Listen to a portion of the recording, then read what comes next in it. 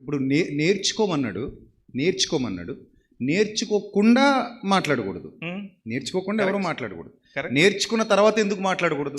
It's an explosive statement. మీరు ఇంకొక విషయం అర్థం చేసుకోవాలి. ఎక్స్ప్లోజివ్ అంటే విస్ఫోటనం. నేర్చుకోండి అని స్త్రీలకు చెప్పటం విస్ఫోటనం. ఎందుకు అనంటే అంతకు ముందు రోమా సామ్రాజ్యం ఏం చెప్పింది అంటే 11 రకాలైనటువంటి ప్రజలకు, అంటే రోమా రాజ్య పౌరులకు 11 రకాలైనటువంటి వసతులు ఇచ్చి వారిని స్వతంత్రులుగా చేస్తాను అని చెప్పింది. గ్రీకులు అదే చెప్పారు, కానీ వాళ్ళ నంబర్ వేరు. వీళ్ళెవరూ కూడా స్త్రీకి అది ఇవ్వలేదు.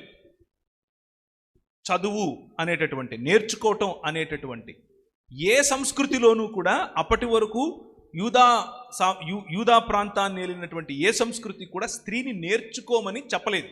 కానీ మన ప్రభు అయిన యేసుక్రీస్తు మరియను నువ్వు కరెక్ట్గా ఎన్నుకున్నావు, కూర్చొని నేర్చుకో అని చెప్పిన తర్వాత, మార్తతో ఆ మాట చెప్పిన తర్వాత, సలోమిని నిలబెట్టిన తర్వాత, తన సొంత తల్లి అయినటువంటి మరియను నిలబెట్టిన తర్వాత, మగ్దలేనే మరియను ఆశీర్వదించిన తర్వాత, ఈ పరంపర, ఈ ఆలోచన విధానం పౌలు వరకు సోకింది. పౌలు అంటున్నాడు నేర్చుకోండి అని అంటున్నాడు. ఎందుకు నేర్చుకుంటారు? ఇంట్లో పోయి రొట్టెలొత్తుకోవటానికా?